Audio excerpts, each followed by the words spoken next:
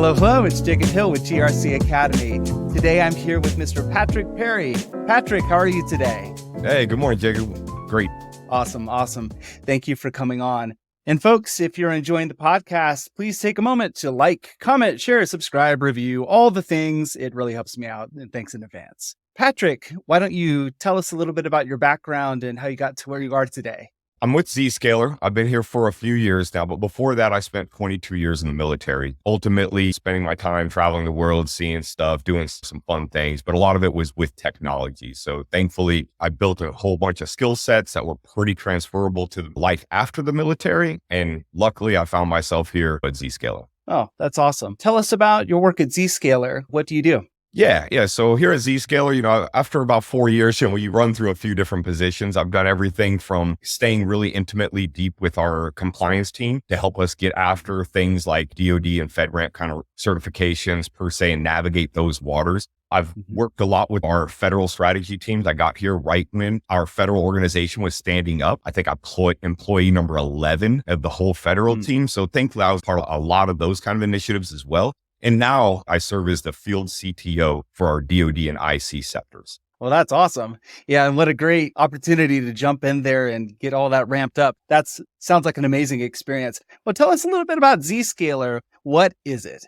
Yeah. So Zscaler really is this next generation company that's delivering cybersecurity kind of capabilities. When you think of different security capabilities that are delivered usually from the networking type of environment, Zscaler, what they did, they were way ahead of the game 13, 14 years ago. They decided that, hey, with the move to things like the cloud and things like mobile devices, that the whole paradigm shift of where security is actually being implemented for the network needs to also move. And so what they really did is started building out a cloud delivered environment to give you all of those security services as a service. And I know that's a little redundant, service as a service, but it is what it is. But for the most part, think of, the old school switchboards in the sky when telephony was a very basic capability where you had to call the switchboard operator and then they validated a few things and they connected you to your service. We follow the same principles in the sense that everything kind of connects to us, kind of like a switchboard. And then we do a lot of security checks and capabilities or needs against it. And then we patch those connections together after they've been validated to be fully secure. The irony, and we were a little ahead of the game per se, is that the whole methodology fits very nicely into a concept we'll talk to in a little bit, which is zero trust.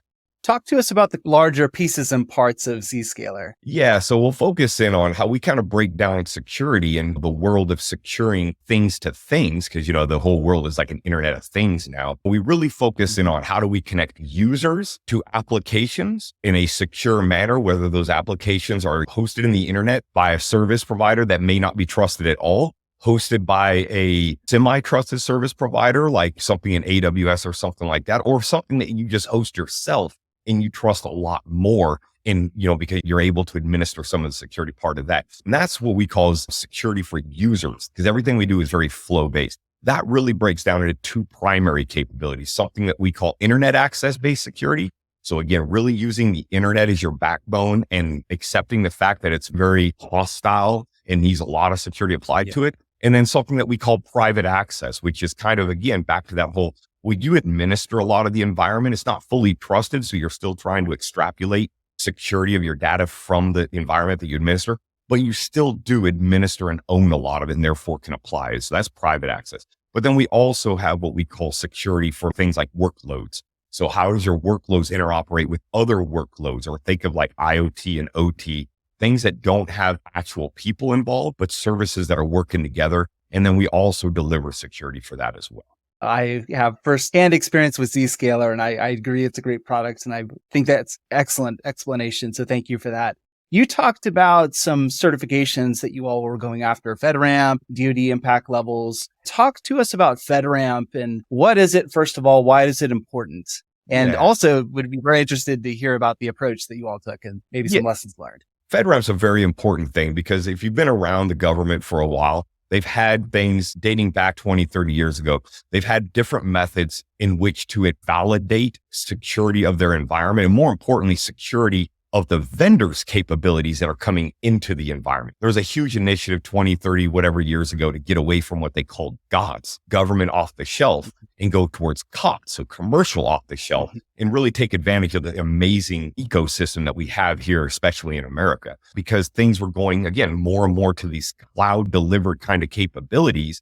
FedRAMP was like, hey, well, how can we take a lot of the burden to validate that security of the vendor and how it's being delivered and kind of do what they call a validate once, use multiple times. So FedRAMP office was stood up a while back. And again, their major goal was to bring people together, cloud community capabilities, as well as customers, and then get one organization or three, because there's two different ways to get validated in FedRAMP. You can do it agency level where the agency sponsors you, or you go directly to what they call the JAB, the Joint Advisory Board, where three organizations, GSA, DHS, and DoD, they come together and you're sponsoring as a committee. And what's most important about it is they use controls out of 800-53, and then they basically run you through all the security requirements as if they were going to use you and sponsor you. And then in the end, they sign off, hey, this is what we found. This is what we were willing to accept as a risk. Think of like a POAM or something. And then these were the things that as a customer, we realized we would have to do to still meet these 800-53 controls. And all of that then gets you what they call an ATO. And after that, boom, another agency can come back. And instead of doing all that work that organization just did, they can adopt the work that's been done, apply it to their environment, and do hopefully that 10 to 15% overhead above what the other agency already did. As we shift gears to how Zscaler approached this, so we got into this business 14 years ago as a cloud service in the commercial market. We started hiring leadership to come in and shape our compliance effort in our strategy to grow into these other businesses. So we've been doing it now for, I think, about 6 years. And what we really did was we broke down all the things at a strategic level, FedRAMP, DoD impact level, SOC, all these other things, and said, how are we going to get after all this stuff? So we actually have a very mature approach because we hired people that have been doing this for a while. And we try to join forces on a lot of these kind of things and do them together. So it's essential to also build a partnership with the community of effort that are your three PAOs. So at this time, we're lucky in the sense that we've been doing it for a while now. So we're ahead of the game because it usually takes a couple years to get FedRAMP authorized and then even more to get DoD impact level. But as I explained for our user-based security and that kind of stuff, most of our capabilities are already at the FedRAMP high JAB level, and even half of them are at the DoD impact level 5, working towards the rest of it as well. You put in a lot of effort at the beginning, but now it starts really kind of showing the government that you're invested as a partner to deliver a secure service. Okay. Well, that's a great description. Thank you for that. Moving into the DoD impact levels, can you talk to us about that and what went into that beyond what was required by FedRAMP? In the end, there's 4 primary impact levels if you go out and read the DoD SRGs, Security Reference Guide, and the SCCA, the Secure Cloud Computing Architecture Guide. And those are now impact level 2, 4, 5, and 6. And we'll kind of run through 2 and 6 real fast and then focus on 4 and 5. So 2 basically aligns directly to the FedRAMP moderate.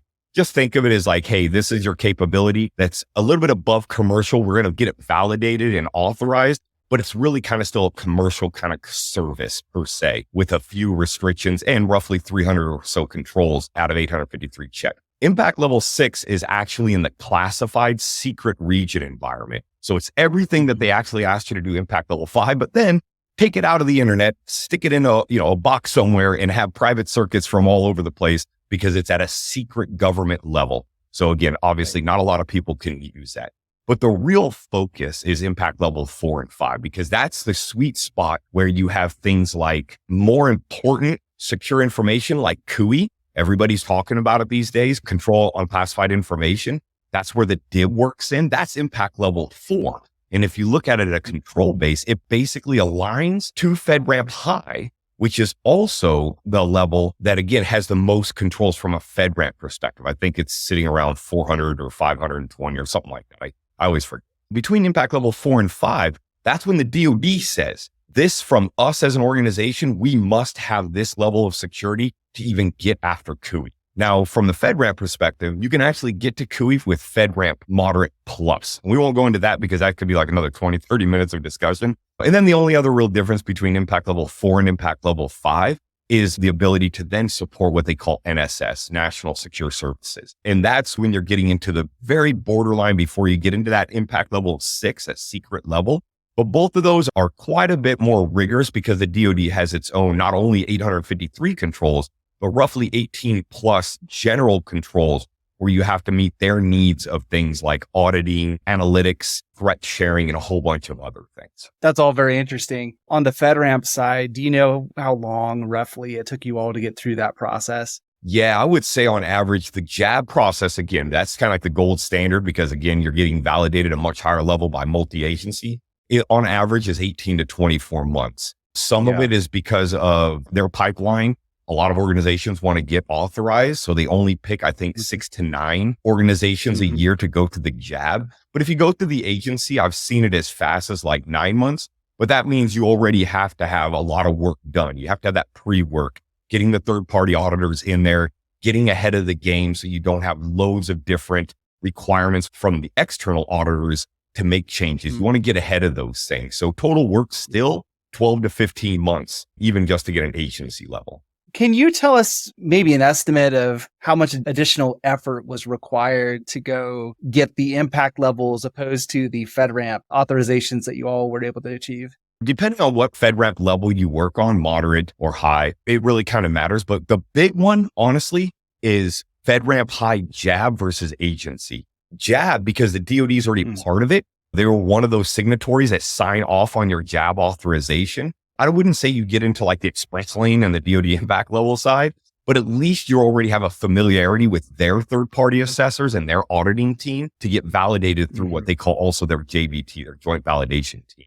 But I would say from our perspective as a JAB authorized capability, it still took roughly 9+ months and months of continuous monitoring, evaluation by their team and back and forth to, again, uplift some of those controls that the JAB was okay with, but DoD wanted you to tweak it a little bit more to meet their needs. That's very interesting. How has Zscaler approached CMMC? As a service provider and a member of the DIB at the same time, we're looking at it very much like we looked at FedRAMP. You have to think of it as how are we approaching it to achieve it ourselves? Because again, we work with the DoD and therefore we work on contracts. We have to meet our own needs. But then it's the same time as how can we enable the DIB with our kind of capabilities to get after their CMMC requirements and zero trust at the same time? Because let's just be honest, you can kill 2 birds with 1 stone. It's a much easier day, especially when you're buying stuff. So Zscaler from an internal perspective, it's kind of status quo. We go after it just like we went after FedRAMP. We were validated by 800-53. Now we need to go by 171. Let's line things up. Let's make it very intuitive for our team to get after both things at the same time. And then we just kind of ingrain it into our DNA. Thankfully, because we're an organization that's been invested in authorization processes that include external auditors, bringing in the whole trust but verify approach with like a third-party assessor makes sense. We're already very comfortable with that. We just added it to our pipeline and we're going after it. Can you talk to us about shared responsibility between you as the security service provider and then the customer and how you all inform and enable the customers to make sure they're accounting for their responsibilities when it comes to the CMMC controls? Yeah, shared responsibility is probably the most important thing whenever you're using a cloud service. People always reference the shared responsibility on the pizza chart for cloud services. But more importantly than even that pizza matrix is the shared responsibility to secure your environment. There's not a day that doesn't go by where you hear that somebody lost their secrets, lost their data or something because of a failure to administer their environment in the most secure way. Change the admin password,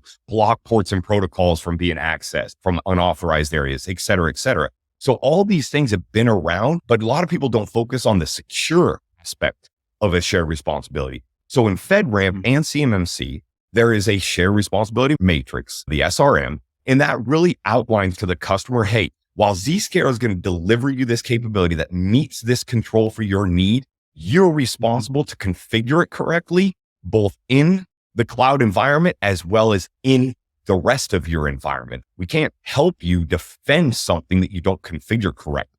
If you've been in IT for a day or two, they've always had things like trusted reference architectures and that kind of stuff when it came to appliances, where they spent the time to say, hey, my capability with this capability and this capability, if you configure it this way, it's going to work properly. Think of it the same way. What we're saying is, hey, if you implement our environment in this way and configure it this way, we will meet the security concerns you need. That's a great description and a great approach. I really appreciate that. We mentioned zero trust a few times. Can you talk to us about its origins and actually what is it? In a nutshell, zero trust has been around for quite a while. People call it like the latest buzzword of the COVID era.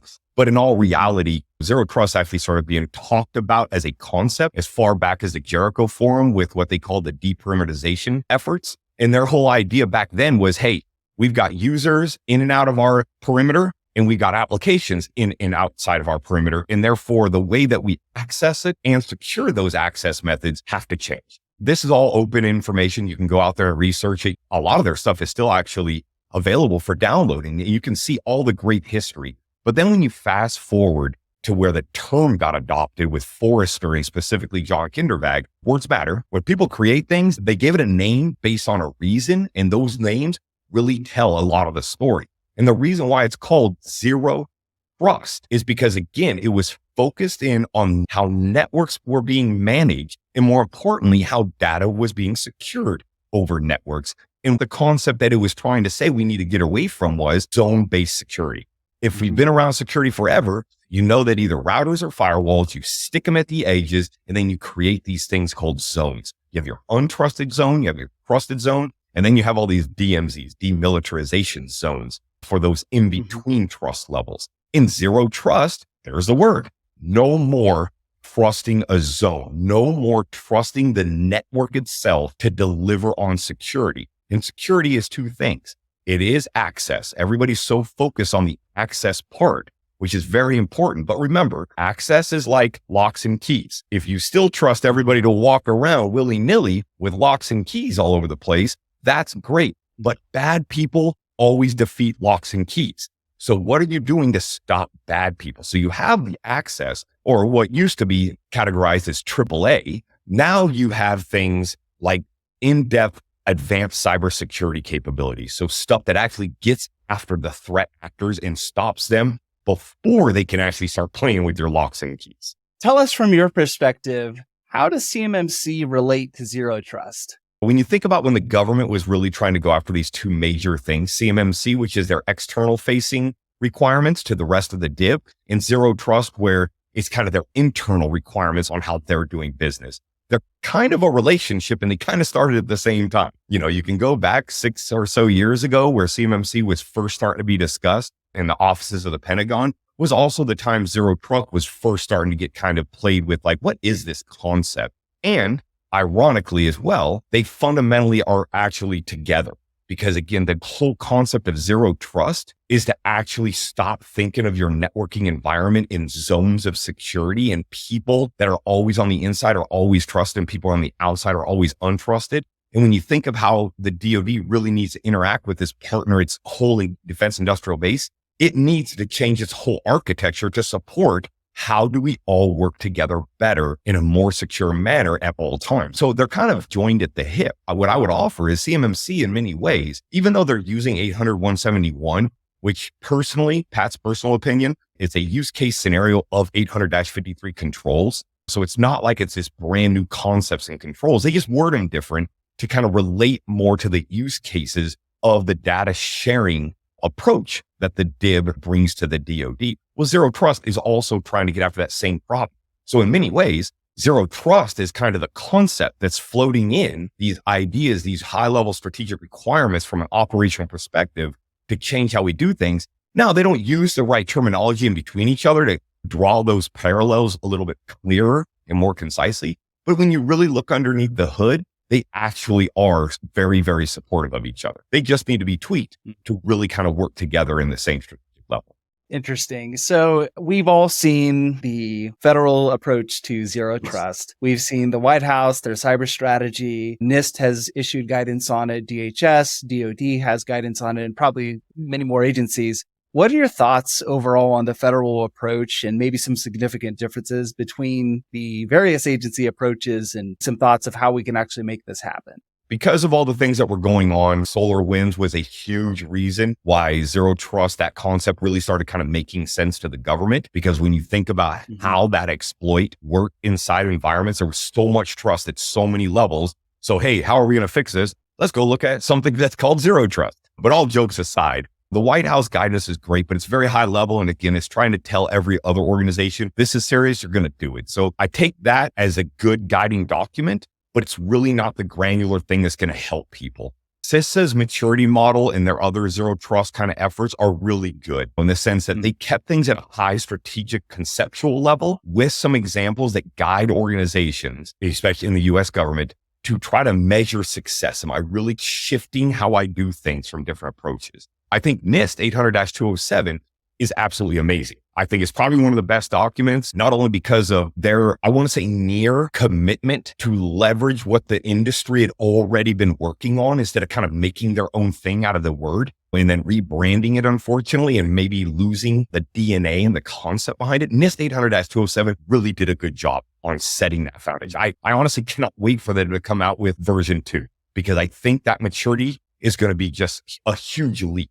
I don't know if it's coming out or anything, so I'm completely guessing, but they usually make newer versions. The DoD one, I have a love-hate relationship with it. Working to be in the DoD for 22 plus years. I was very lucky to work in some very special units where I got to build a lot of my own stuff, but we were upheld to high standards to secure data. And therefore, I feel like I have a really tight relationship with the concepts of why they write so much security doctrine to try to keep the norm in there. But I think they also might have missed the mark slightly by getting too prescriptive with their activities. When you look at the DoD strategy guide, you really see how they laid out a lot of good strategies and concepts, but then got real prescriptive on the technology aspect, which unfortunately for an organization in the Army alone is 1 million plus people. The DoD is 4.5 million, I believe. How do you be prescriptive without telling people where it even begins? You give them the flexibility of saying, hey, you own your service, your MILDEP, your COCOM AOR, but we're not going to tell you how to kind of gauge where you're going to do zero trust, but we are going to kind of gauge and measure the way that you implement the technology. I think that's going to be very hard.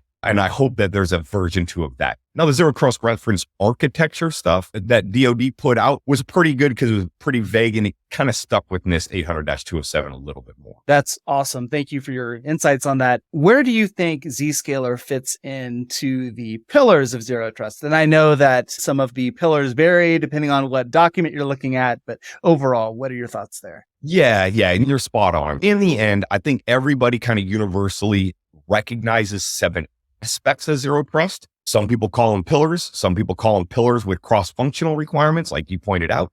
In the end, though, the most common pillars that people accept are your endpoint, your identity, your network, your workloads, and then your data. Then you have things like analytics, and then you have things like automation and orchestration. Just to make sure we don't get into a philosophical debate, what I would offer up is that where zero trust fits in is in a quasi network with endpoint, identity, and orchestration and automation. And the reason why I kind of say that is because when you look at 800-207, they highly emphasize the concept of a policy enforcement point. And CISA actually calls out that term a lot too. While DISA kind of calls it out, they kind of shove it into the automation and orchestration pillar, which is a very interesting approach, but it is what it is. What I would offer, because Zscaler sits as that switchboard, or what we like to reference as the zero trust exchange, in the middle of everything where we tie things in. Again, going back to the NIST 800-207 little picture, they show the policy enforcement point kind of sitting in the middle, and they show all the other parts of zero trust plugging into it to, again, provide that better together story, that 1 + 1 = 3 out of your security capabilities. And that's exactly what Zscaler does, because we sit in the middle as that security validation proxy per se, that exchange, and we pull in your identity to bring identity into the picture. And we pull in your endpoint aspects and we make that part of that decision-making process as well. To me, we just fit perfectly into the needs of tying in endpoint, identity, the network, and orchestration automation very cleanly. Now, we obviously play and we assist in the other pillars like data and application workloads and even analytics. But I would say where we really play is the forcing function and that policy enforcement point are those 4 pillars specific. Is there a particular pillar of zero trust that you think is especially challenging for an organization to sufficiently address? I definitely do. Again, not getting into the philosophical debate on what is really a pillar and what is not and that kind of stuff. I think the biggest hangups right now are identity and data. And I don't think it's because they're really hard. I think it's really hard to start. Identity has been going on forever. We've been able to use some form of access-based control for years and years and years now. The problem is it's always been disjointed. It hasn't been unified. It definitely hasn't been unified in a concept like a policy enforcement one.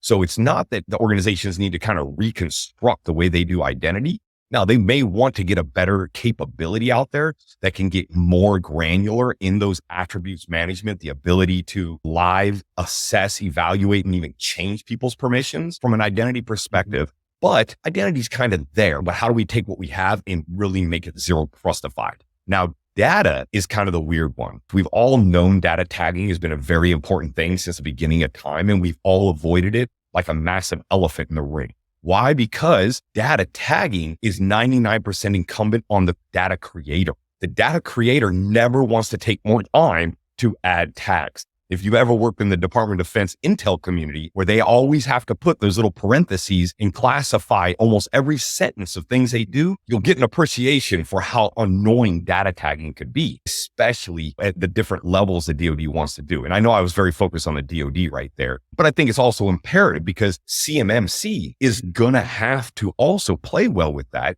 to meet those CUI needs, because you can't just tag everything as CUI. The world wants to be that simple, but you can't. So it has to transcend one agency to other agencies and one agency out to the industrial base that supports things like the DoD and the other government agencies. So again, to recap, I think it's identity and data. I think identity is just how do we leverage what we have and do it better and integrate it. Data is, all right, how do we really go after this now? We've kind of avoided it for a long time. And where do you start when we have a gazillion bytes worth of data already created and you can't zero trust it unless you start giving it some kind of tags? And obviously everybody is stepping in right now with, oh, hey, I got this really cool fast thing called AI. Let me show you. So it's going to be interesting on how data specifically goes forward in a zero trust world. Well, this has been awesome. Thank you so much for coming on and sharing your insights. I really appreciate it. Do you have any last thoughts you'd like to add? Just that again, I would offer to everybody, zero trust and CMMC really are one thing. You have slightly different measurements of it, but you're really trying to get after the same thing, which is secure your data better, validate and manage who can access it and when, and protect it no matter where it goes. Neither of these things are very complicated, but they are very serious. So it's very important to step back, take a deep breath, lay out how you want to measure how you're getting after these things and drive towards it. And don't let outside entities or whatever influence you to stay like what you're doing. What we've been doing has proven every minute of the day to not work. We have to do better. And we all have kind of universally accepted that both zero trust is the way for the world to kind of look at security differently. And CMMC is the best way in which we can share from inside an agency to outside the agency in a data-focused, secure environment. So we have to get on these horses and we have to get better at what we're doing. Excellent. Well, thank you so much. Really appreciate your time. It's been great, Jacob. Thank you again for having me.